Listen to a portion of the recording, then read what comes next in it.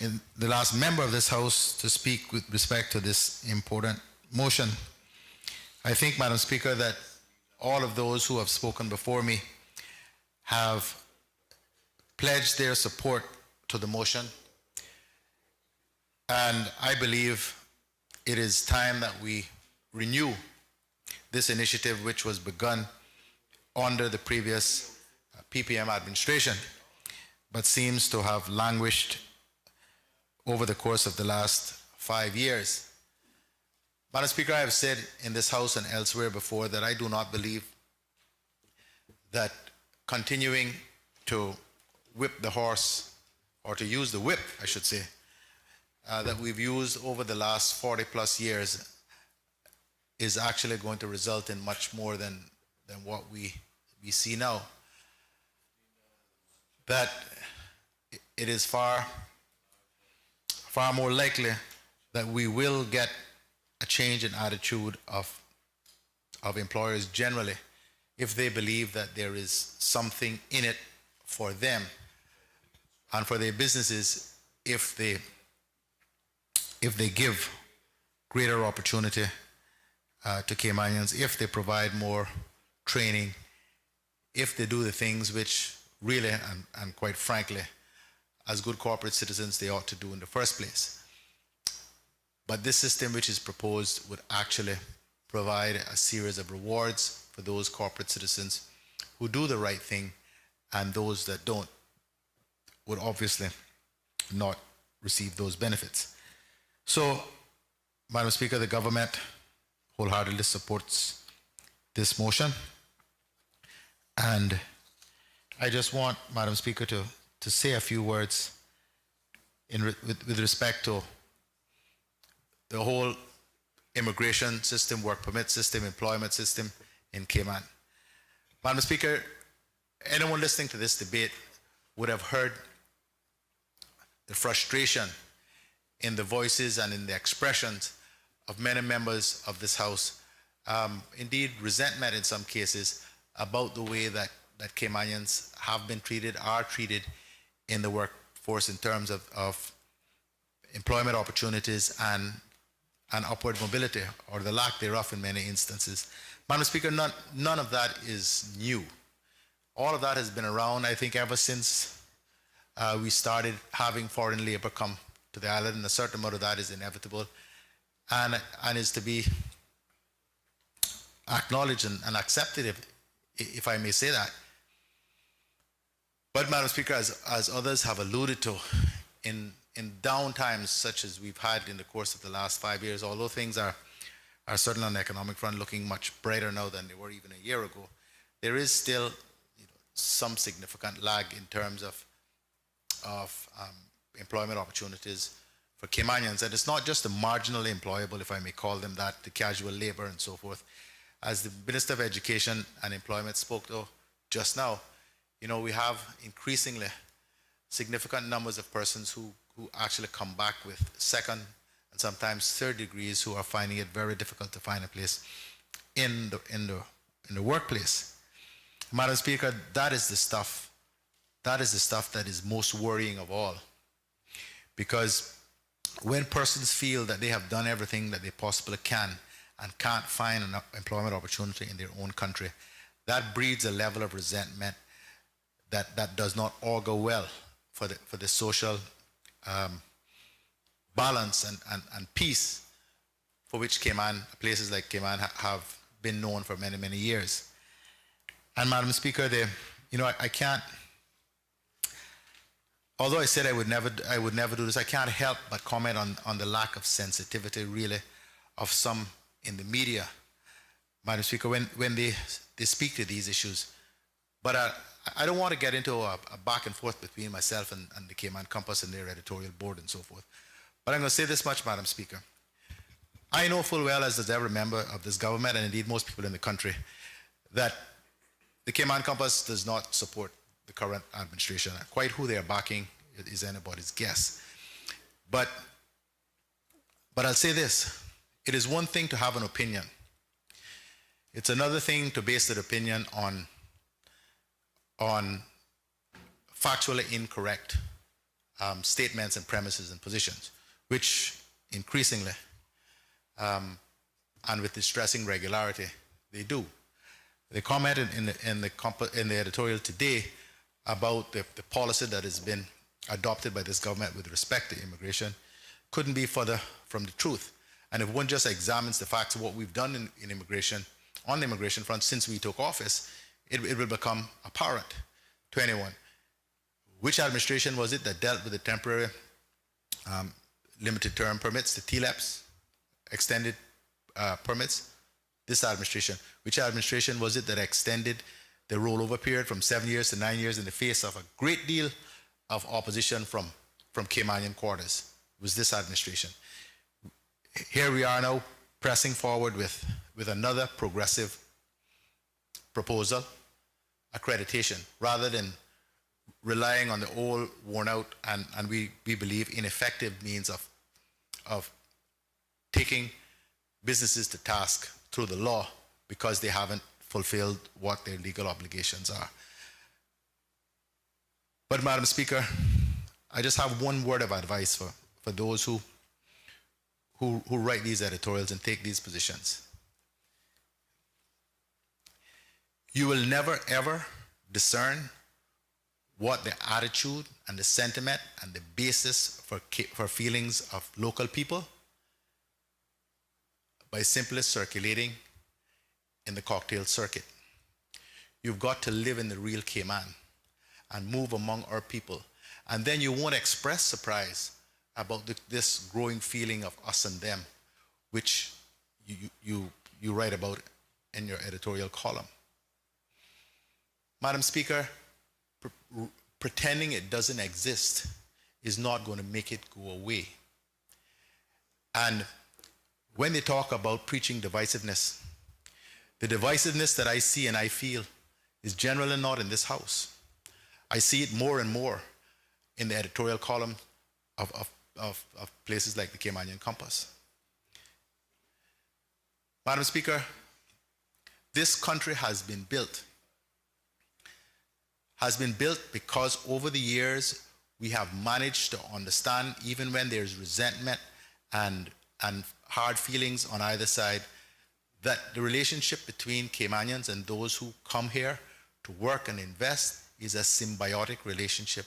It requires both of us. But please don't come to my country and to tell me, or to tell the people of this country, that it's better to do it this way because that's how they did it where you come from. It amazes me all the time that people who have left where they came from because they see a better prospect somewhere else will seek immediately to import and impose upon that other place all of the things and systems and attitudes that they left because they didn't think it was working well. Madam Speaker, this is not a xenophobic government, because I expect that's going to be the next headline I'm going to see. This is a government that is striving in difficult circumstances and with little support from most media to return the Cayman Islands to the path of prosperity, where there is a government that has credibility, where people who live and work and invest here can have confidence. But Madam Speaker, it must be understood that these three little rocks do not exist for the principal purpose of enriching those who come here. This was not some blank canvas that people came here in the last 30 and 40 years and painted. These islands have been inhabited for more than 300 years through some really, really rough times. We are a hard, tough, enterprising, self-reliant people. That's where we came from. And Madam Speaker, it is insulting, quite frankly, sometimes to read some of the things that are said about Caymanians and Caymanian attitude. Sometimes I say, Jesus, Lord, even a stop clock is right twice a day. The government can't be wrong with everything it does. There must be one Caymanian, at least one, who is capable of something. Why is it that page after page, editorial after editorial is hammering away at some Caymanian institution, hammering away at some Caymanian attitude, principle, precept?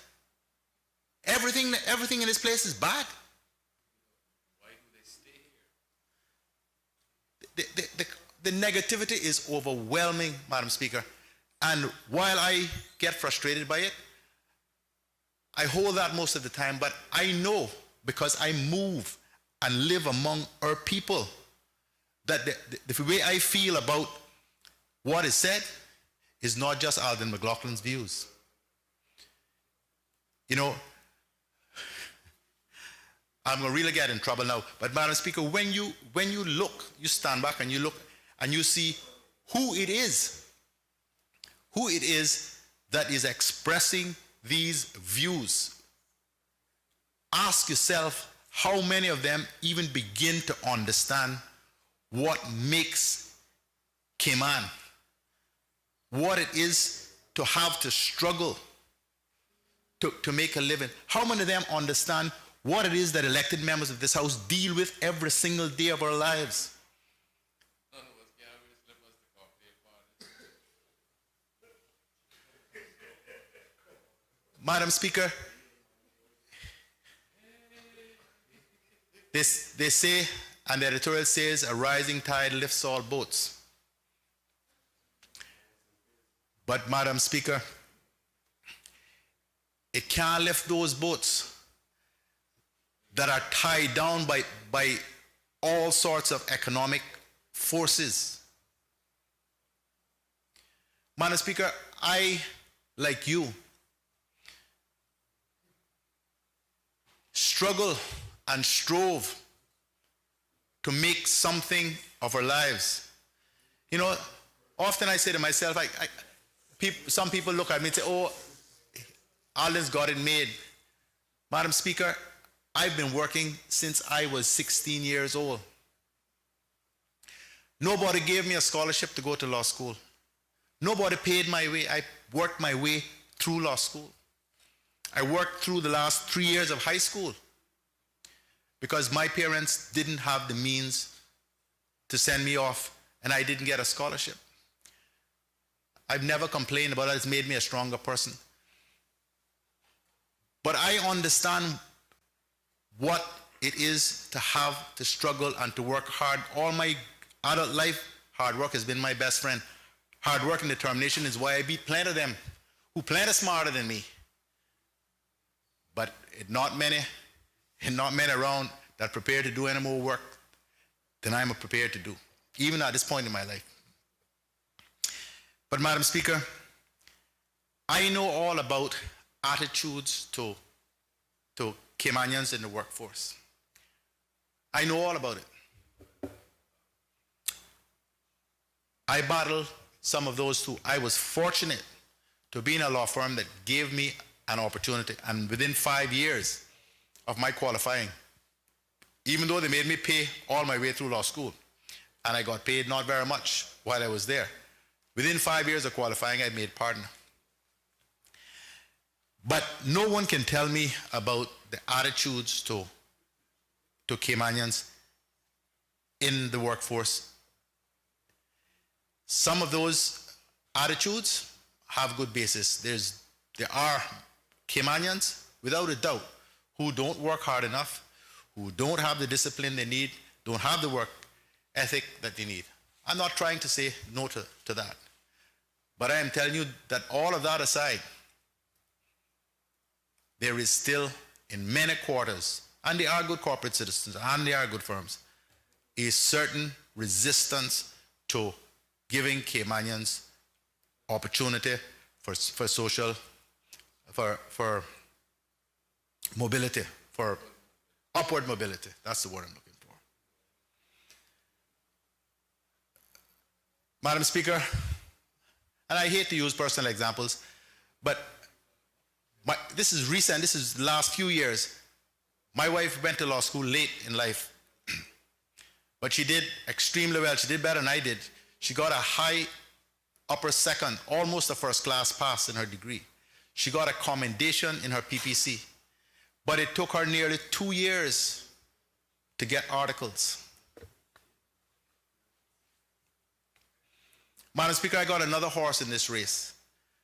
My elder son got a high upper second degree in philosophy, Bristol. He just finished his graduate diploma in law. He got a commendation. He just went back.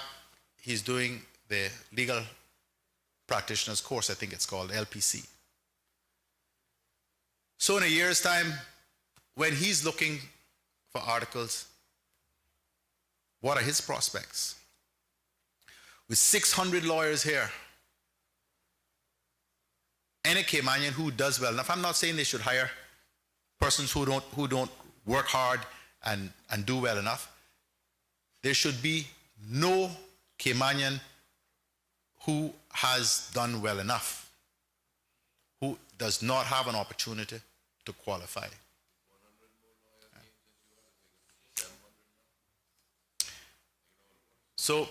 So, Madam Speaker,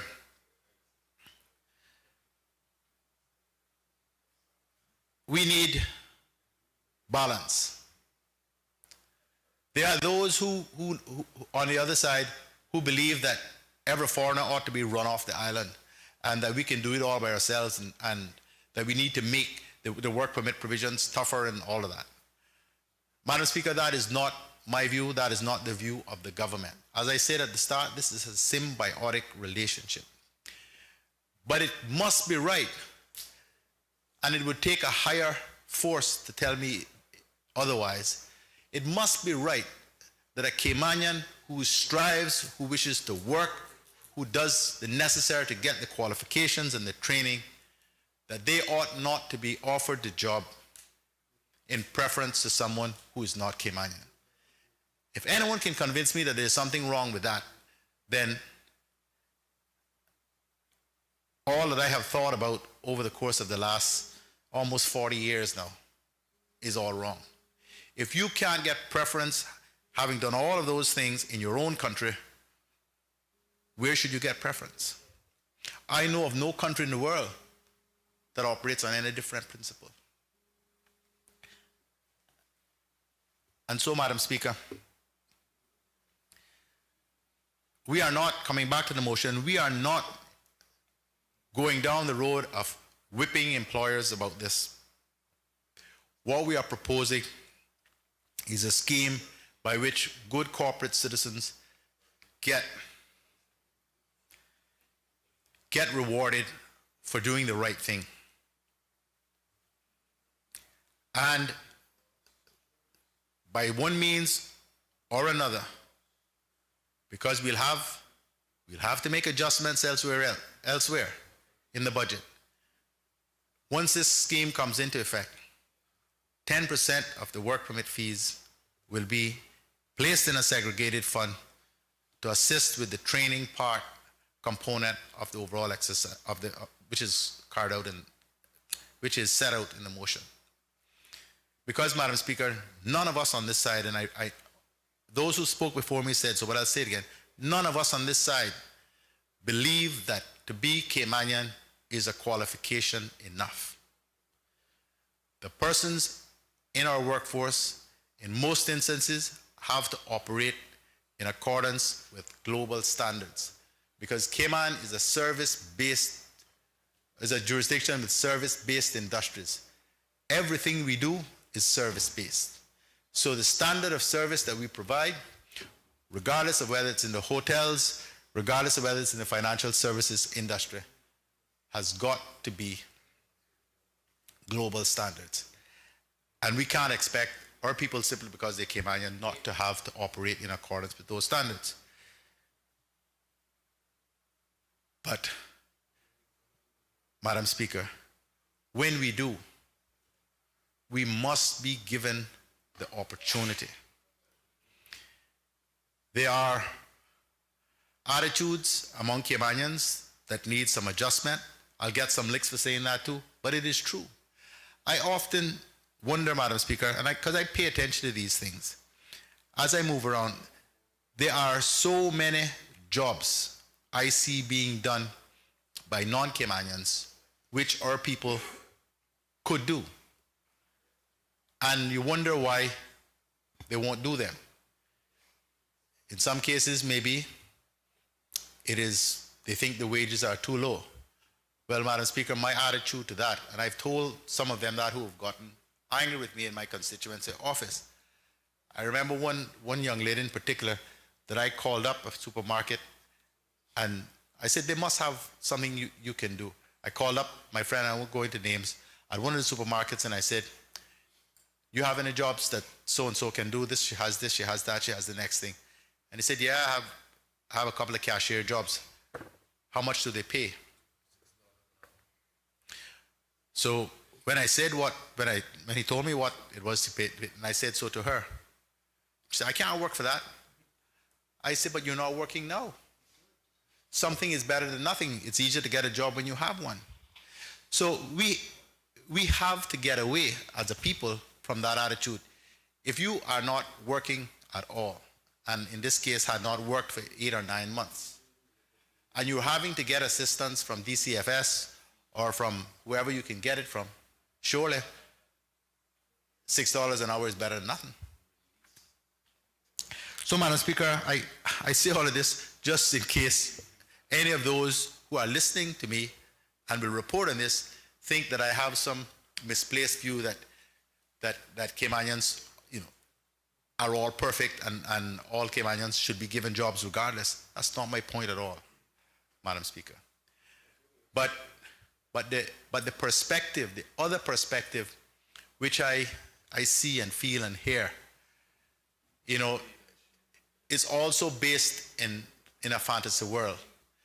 A world in which indicates to me that those who write those sorts of things really have no clue about what is really alive in the minds and feelings of the average Caymanian. And Madam Speaker, if you live in the rarefied air of the cocktail circuit, you can certainly come to that view. But Madam Speaker, we who work in here don't have that luxury. And we are here in the first place because what we have said and how we have lived and how we have conducted ourselves resonates with the people who vote for us. And Madam Speaker, this is my 4th term, and every single term I've been here, when the election came, there were people who were here that are not here the next time round. Because that set of people out there who vote for you, pay attention, they listen, they know when you are addressing their concerns and needs, and they know when you are not. And I promise you, if you do not, or if they do not believe that you are addressing their concerns and their needs, you won't be here next time round. And I know I don't need to say that to you, Madam Speaker, because you've been here longer than me. You understand that very well. And Madam Speaker, I just wish to finish with something I say all the time, is that politics is the art of the possible. We all have ideal views about a whole range of things, and given that things were ideal, this is precisely what we would do, and we would fix it. But politics is not the world of the ideal. We've got to operate within the social conditions and the circumstances in which we find ourselves. One thing this government is not lacking is vision. But, Madam Speaker, it is vision tempered by the reality of the circumstances, including the economic conditions and the financial position of the government. We are keenly conscious of the need to continue our work in getting the economy moving again. It is moving, but moving faster. Of course, we agree that more job creation is what we need, because the more jobs there are, the more opportunities there are for everyone. But surely, Madam Speaker, you cannot be saying to us that in the meantime we ought not to insist that the jobs that there are, if there are Caymanians who are willing and able to do those jobs, that they shouldn't have those jobs, but that we should import more people to do those jobs and leave those Caymanians displaced, which is what the editorial is suggesting. Madam Speaker, that sort of approach is a recipe for social disaster. The feelings, and the very strong feelings, those who listen to the talk shows, those who move around and listen to people chatting in the supermarkets, in the bars, in the restaurants, the local people, will know what I say to be the truth, is that when Caymanians look and believe that there are foreigners in jobs which they can do, there's bound to be huge resentment. There's bound to be this feeling of they're getting all of it and we're not getting anything. And if we as a government